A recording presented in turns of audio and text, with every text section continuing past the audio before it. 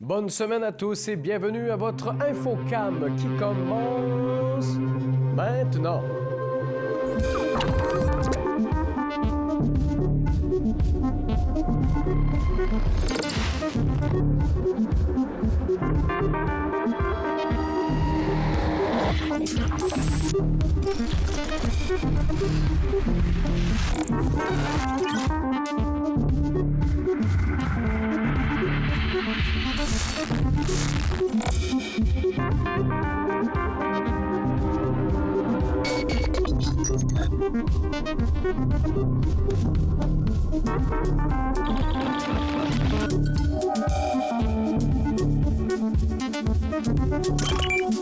C'est bientôt la Saint-Valentin, c'est le temps de se préparer pour le petit cadeau pour l'être aimé. Cadeau parfois un peu compliqué à trouver.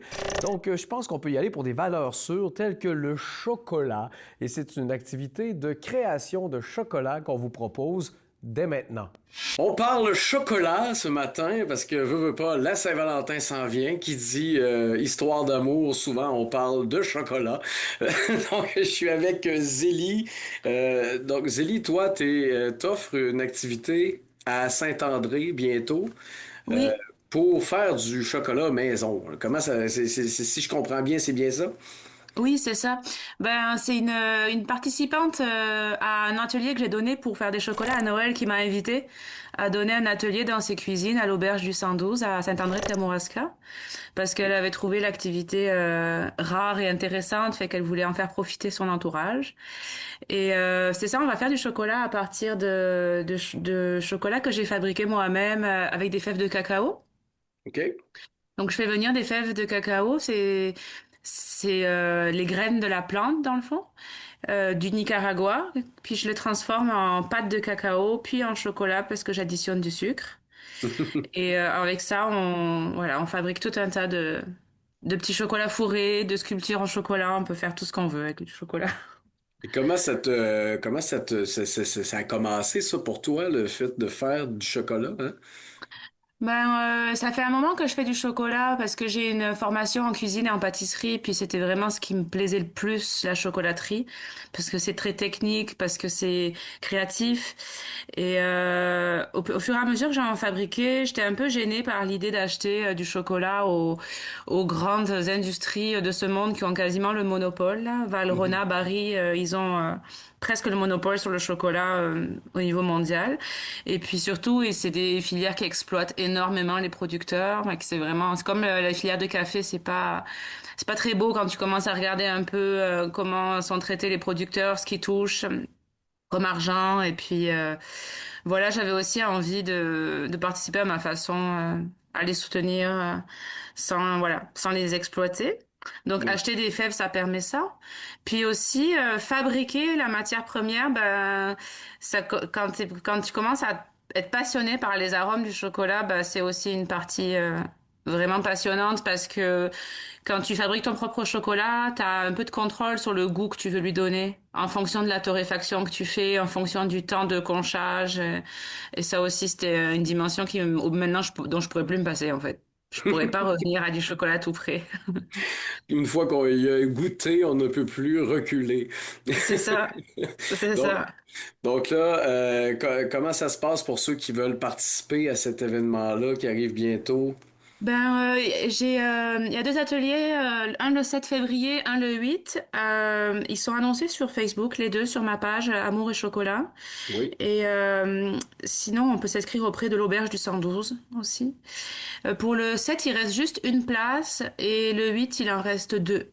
Donc, OK. il reste plus beaucoup de place Ça va vite. parce que c'est ça comme on fait un peu du sur-mesure, on choisit un peu chacun nos arômes, chacun va faire sa sculpture et tout. Je prends pas beaucoup de monde pour qu'on puisse, voilà, ça puisse donner de l'attention à tout le monde. Voilà. Donc, ça va durer, c'est un atelier qui dure environ 5 heures où on voit un peu toutes les techniques de base et on repart avec ses créations. Ah ben oui, ben c'est ça. C'est dans le fond, on repart avec le possible cadeau de Saint-Valentin finalement. Oui, Est-ce que tu as l'intention de te balader plus souvent comme ça pour offrir ce genre de service-là? Si j'ai des invitations, moi je suis toujours partante. Oui. Là j'ai été invitée, donc c'est quand même vraiment confortable. Puis l'auberge du 112 est vraiment magnifique, donc je suis vraiment contente.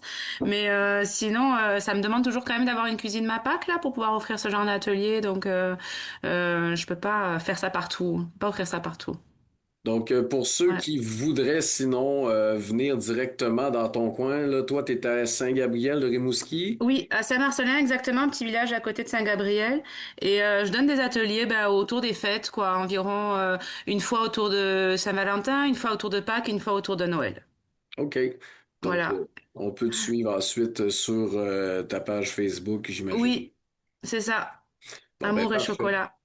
Ben, génial, en souhaitant que vous ayez beaucoup de plaisir les deux mains dans le chocolat. Et puis, Oui, merci d'avoir pris de ton temps pour venir avec nous plaisir. expliquer tout ça ce matin. Mais merci de ton invitation. Ça fait plaisir. Bye bye. Lorsque l'on veut parler de dossiers éoliens, eh bien, pour certaines personnes, c'est frustrant, pour d'autres, c'est une bonne chose, pour d'autres encore, c'est des craintes que ça évoque. Bref, tellement de choses qu'on entend dire par-ci, par-là, que j'ai voulu essayer d'aller creuser le plus possible pour trouver le maximum d'informations par rapport à ce qui se passe. Et pour ce faire, j'ai été des deux côtés de la médaille, c'est-à-dire autant ceux qui trouvent l'idée excellente que ceux qui en ont peur ou en sont frustrés carrément. Donc pour commencer, si on veut mettre les bases, il faut comprendre qui investit quoi, pour récolter quoi, l'argent s'en va où, de quelle manière. C'est public, c'est privé, c'est un mélange des deux. On écoute ce qui vient. L'histoire entre la MRC et l'Alliance de l'énergie de l'Est, ça commence quand, ça? Ben écoute, c'est une très belle histoire. Comme tu le sais, Benoît, moi, je suis depuis tout récemment à mon poste, mais j'ai appris beaucoup. J'avais intérêt à apprendre vite Oui, ici. sûrement, oui. Et on m'a expliqué cette histoire-là qui est quand même unique au Québec. L'Alliance de l'Est comprend 8 MRC. Les pourparlers ont comme commencé en 2013, je te dirais. Et puis l'Alliance a été créée peu de temps après ce moment-là. Et pourquoi c'est unique? Puis tu vas le voir, là, même le premier ministre sortant le disait aussi lors de nos rencontres. On l'a rencontré à Kakuna quand il y a eu une grosse annonce, une autre grosse annonce dans l'éolien. Il disait qu'il faudrait que ce modèle-là de l'Alliance de l'Est se retrouve partout au Québec. Ça a été un travail extraordinaire parce que souvent, les promoteurs privés des parcs éoliens se remplissaient les poches. Oui. Et là, ils ont réussi, à force de longues négociations, à ce que la communauté et les promoteurs aient chacun 50 Alors, c'est pour ça que nous, en étant dans l'Alliance, même s'il n'y a pas d'éolienne encore avant décembre 2026 sur notre territoire, on a droit aux revenus. Là, tout à l'heure, tu disais que leur financement vient de règlements de prêts dans chaque municipalité, dans chaque MRC, garantis par les propriétés foncières. Ça, c'est nous autres, pour ceux qui sont propriétaires ou même locataires, des propriétaires de... Tu vis dans la place, puis où tu restes, ça a une valeur. C'est là-dessus qu'ils empruntent de l'argent puis qu'ils montent leur financement. La partie Alliance de l'Est, là. Hydro, on sait comment ils font, mais c'est à nous autres aussi, dans le fond. Mais donc, l'Alliance de l'Est, ça me travaille depuis le début. Je ne comprends pas cette entité publique, étanche, qui travaille vraiment pour nous, hein, parce qu'ils vont nous donner des redevances. D'ailleurs, à Saint-Germain, c'est pas le plus gros village de la place, on est 310. On a reçu 8 800 $, ça équivaut à 27 piastres par citoyen de toute grandeur. Le financement d'un projet éolien est segmenté en deux composantes. C'est des fonds propres que les partenaires injectent au projet, puis une créance prioritaire qui est généralement obtenue d'une grande institution financière. Puis les fonds propres forment l'investissement des partenaires. Du côté de l'Alliance, ces fonds propres sont acquis par le biais de règlements d'emprunts municipaux. Fait que c'est la réponse dans le foire aux questions du site de l'Alliance de l'Est. Ça va aussi loin que moi, je peux le savoir. Ça veut dire que les citoyens On paye pour ça. On paye les MRC À 100%, deux fois plutôt que. L'Alliance de l'énergie de l'Est, c'est une société en commandite. Je pense que c'est un thème qui, des fois, a des flous là, dans le public en tant que tel. Donc, une société en commandite, qu'est-ce que c'est? Ben, essentiellement, une société en commandite, c'est pour, dans le cas de l'Alliance, ça permet d'accompagner, de développer, puis je dirais d'être à la suite en mode production pour ce qui est des projets éoliens. Les financements originent des deux régies d'énergie, celle du Bas-Saint-Laurent, celle de la Gaspésie des Îles-de-la-Madeleine, de même que des MRC de Montmagny-Lillet. Ce sont les MRC qui, en séance publique, adoptent répondent positivement lorsqu'ils le désirent pour ce qui est des financements des projets. Il y a bien entendu, il y a des proformas qui sont acheminés au territoire de MRC, aux deux régies pour que les choses se fassent. Puis, lorsqu'il y a des projets qui sont retenus par Hydro-Québec, où il y a des partenariats, c'est-à-dire 50-50 entre un partenaire privé et un partenaire public, ou tiers, entre un partenaire privé, Hydro-Québec et aussi l'Alliance, comme on le voit dans le projet Madawaska. À ce moment-là, c'est la société en commandite, l'Alliance, qui est responsable d'accompagner le développement, la construction, puis éventuellement, bien entendu, déléguer les administrateurs sur les conseils d'administration des parcs éoliens pour s'assurer de la bonne opération, des bonnes opérations au niveau du parc éolien, puis je dirais, d'accompagner les intérêts de l'Alliance puis de ses actionnaires au travers des projets éoliens. OK. Et là, quand on parle de ces actionnaires, dans le fond, on parle du regroupement de MRC. Oui, tout à fait. Dans le fond, les actionnaires, pour ce qui est des actionnaires publics, ce sont tous les territoires de MRC, puis la Première Nation, Olushtuku et Wishipikuk, pour ce qui est la Régie d'énergie du Bas-Saint-Laurent. Dans le cas de la Gaspésie, ce sont les MRC, la Communauté maritime des Îles-de-la-Madeleine. Puis dans le cas des deux MRC qui ne sont pas en régie, Montmagny-Lillet, c'est les conseils de MRC là, qui voient, je dirais, à la réception des documents en lien avec les financements, puis qui voient à déléguer les personnes, notamment à l'Alliance d'énergie de l'Est sous le conseil d'administration. Donc là, à ce moment-là, l'Alliance peut faire les emprunts nécessaires pour investir dans le projet, si je comprends bien. Oui, tout à fait. Je dirais que ce sont les régies qui sont autorisées, dans le fond, à faire les emprunts. Puis cette responsabilité-là, étant donné que c'est l'Alliance qui est identifiée comme étant le porteur de développement, de construction, d'opération des parcs éoliens avec les partenaires autres, là, que ce soit les partenaires privés ou Hydro-Québec, à ce moment-là, je dirais que ça part des MRC pour ce qui est du financement, des MRC, des régies, et dans le cas de l'opération, c'est l'Alliance qui a été mandatée par les régies, les deux MRC, pour, je dirais, s'assurer du meilleur développement possible des projets, de tenir compte des préoccupations des territoires de MRC, des communautés d'accueil, des citoyens. Et c'est dans cette optique-là que, ailleurs au Québec, ça ne se fait pas, mais nous, ça se fait. Et on demande à ce qu'il y ait des portes ouvertes bien avant le dépôt aux appels d'offres d'Hydro-Québec. Puis dans le cas du projet qui nous intéresse là, à ce moment-ci, Wojawson, on est à 7, 8 ans, 9 ans d'une éventuelle construction d'un projet ou de projets éoliens. Donc, on est bien avant tout projet là, qui pourrait être éventuellement développé. OK. Parce que là, dans le fond, moi, une question que je voyais qui sortait beaucoup, c'était une fois les emprunts remboursés, une fois les tierces personnes et compagnies qui se sont impliquées autant dans le privé, Hydro-Québec, les MRC, donc vous. Qu'est-ce qui reste? On va parler uniquement des deux premiers projets sur lesquels on est actionnaire, c'est-à-dire les projets de Roncevaux dans les plateaux de Matapédia en Gaspésie, de même que le projet Nicolas-Rioux. Ces deux projets-là sont en opération actuellement, comme le projet d'ailleurs de Dunes du Nord sur les îles de la Madeleine. Dunes du Nord, la MRC de Kamouraska est actionnaire du projet de Dunes du Nord. Et on parle d'environ 6 700 000 qui a été versé à la MRC de Kamouraska depuis la mise en opération commerciale en 2017 pour ce qui est des deux premiers projets, Roncevaux et Nicolas-Rioux. Donc, c'est des sommes importantes. Il n'y a aucune turbine qui est sur le territoire du Kamouraska, mais la recette qui avait été identifiée par les élus du Bas-Saint-Laurent à l'époque, c'était que chaque territoire de MRC prenait le même investissement et que chaque territoire de MRC avait accès au même niveau de distribuable. Donc, la MRC des Basques est la plus petite au Bas-Saint-Laurent avec 8 900 citoyens, ou la MRC de Rimouski-Neigette avec 53 000 citoyens. Bien, dans les deux cas, c'est le même niveau d'engagement financier, donc le même niveau de dette contractée, mais c'est en même temps aussi un distribuable semblable, donc des bénéfices importants quand on parle des territoires de MRC, puis de la Première Nation Wishipekuk.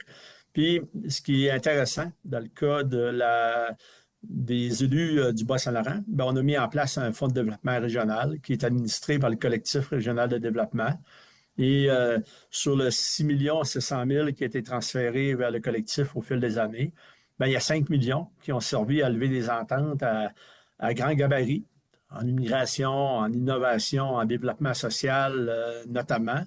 Et on parle d'ententes d'une valeur de 50 millions de dollars. Donc, ça fait beaucoup de petits, les revenus éoliens. Ces fonds éoliens-là qu'on a, on va les mettre, entre autres, pour stimuler l'innovation au Bas-Saint-Laurent, dans les écocentres, améliorer les infrastructures, le transport collectif est adapté. La politique régionale d'habitation, on a maintenant une ressource à la MRC à temps plein là-dessus. On le sait comment on a besoin de développer l'habitation dans notre milieu pour attirer la population et encore une fois, vitaliser le milieu. Alors, on met de l'argent là-dedans. On soutient aussi la fondation de l'hôpital Notre-Dame de Fatima, l'organisme Moisson Kamouraska. Regarde, tu vois, puis là, j'en ai toute une liste et ça continue. Des projets comme celui-là, c'est immense. Il y en a de plus en plus et forcément, puisque ça ne fait pas l'affaire à tout le monde, il faut qu'on se penche sur le côté acceptabilité sociale. Donc, est-ce que c'est acceptable? Est-ce que c'est non acceptable? Est-ce que les données qu'on a pour se dire « Ah, finalement, c'est acceptable » ou « non acceptable » sont fiables? D'où viennent-elles? Et qu'est-ce qui fait qu'on trouve ça plus acceptable pour les uns et inacceptable pour les autres? C'est un peu là-dessus qu'on se penche maintenant.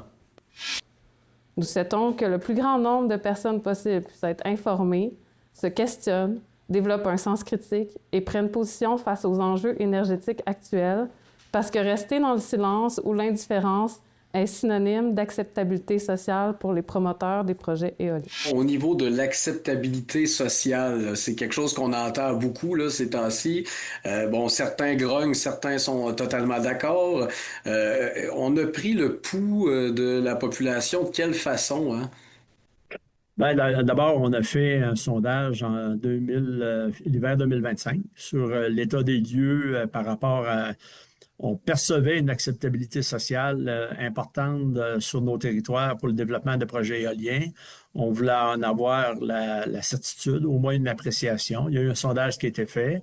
Puis, on était à 87 % si je ne m'abuse, là.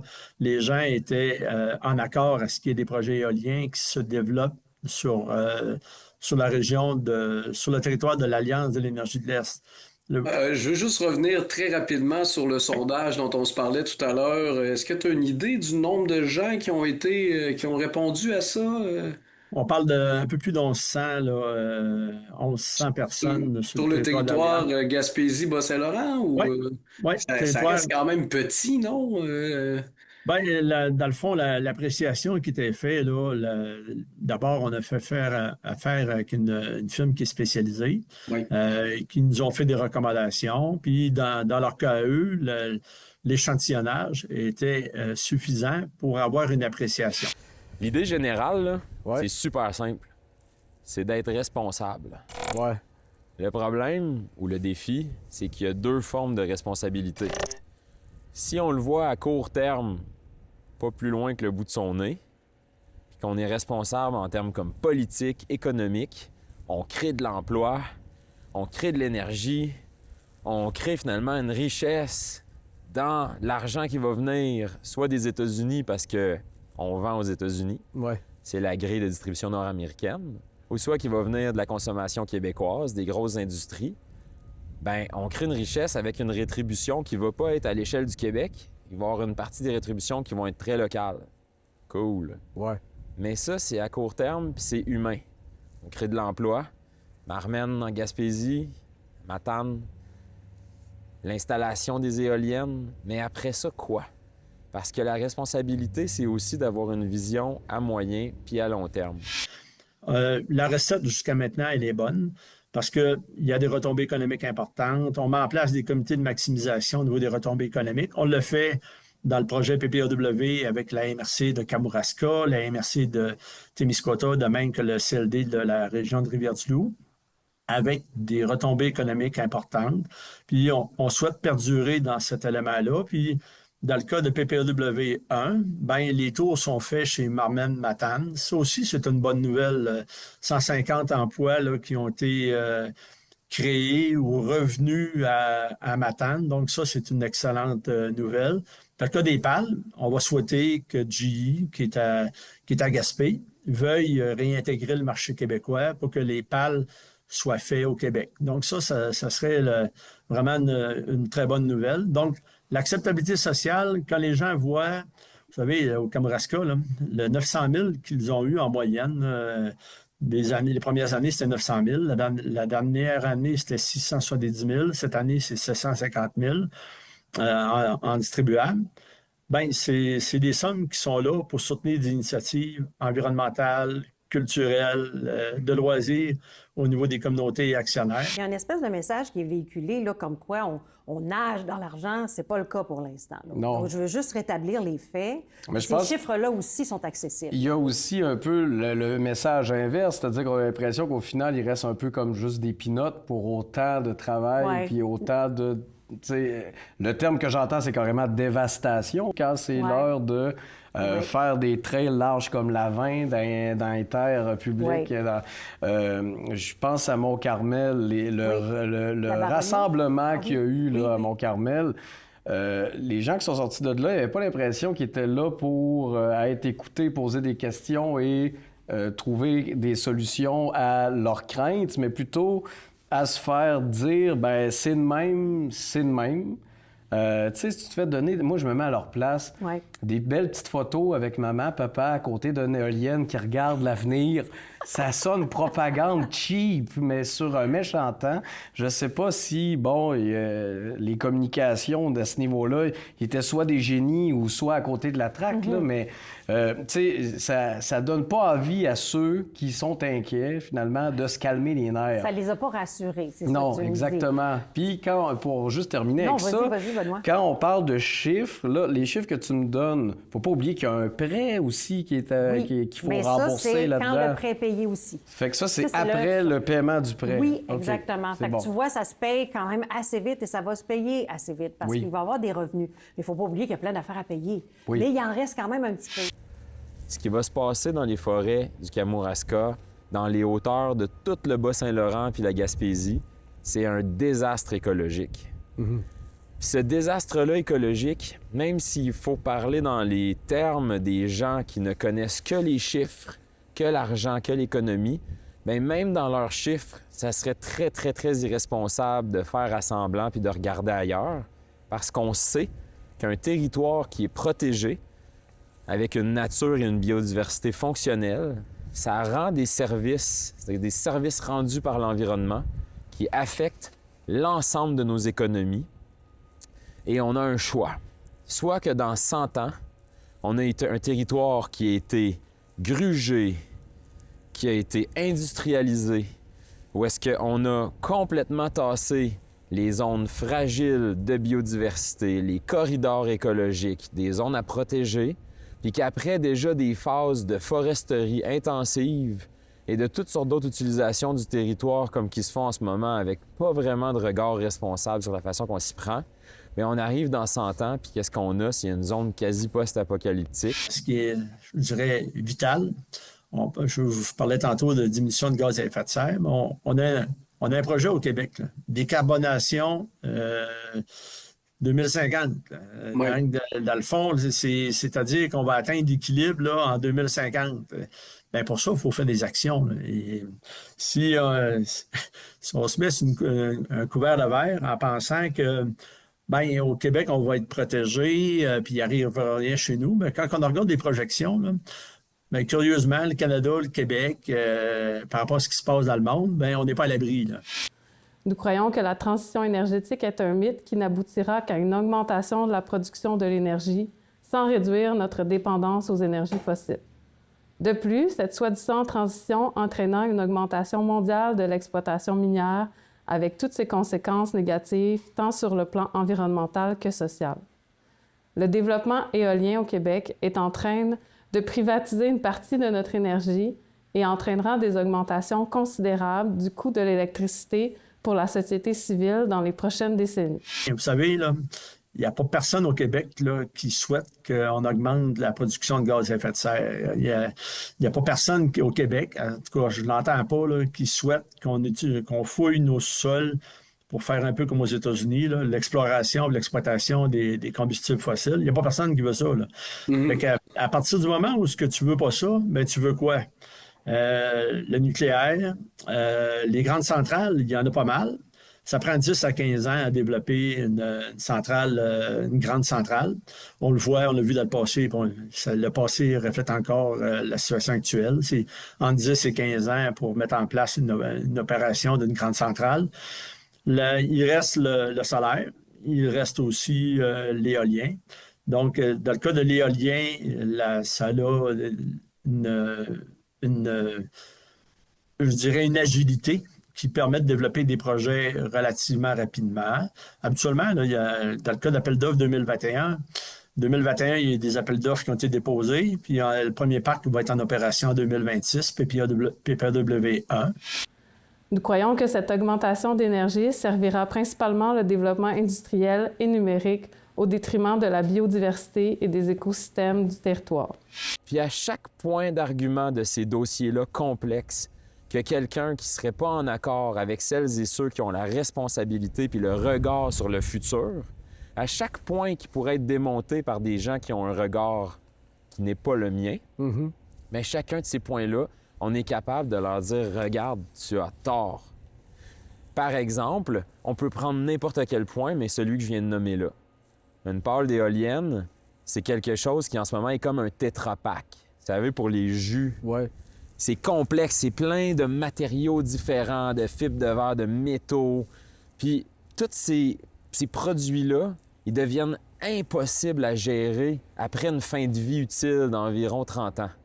Mais dans le bâtiment derrière moi, alors qu'il n'y a même pas une semaine, au mois de décembre, on avait un exercice de communication de l'Alliance de l'Est puis d'Hydro-Québec.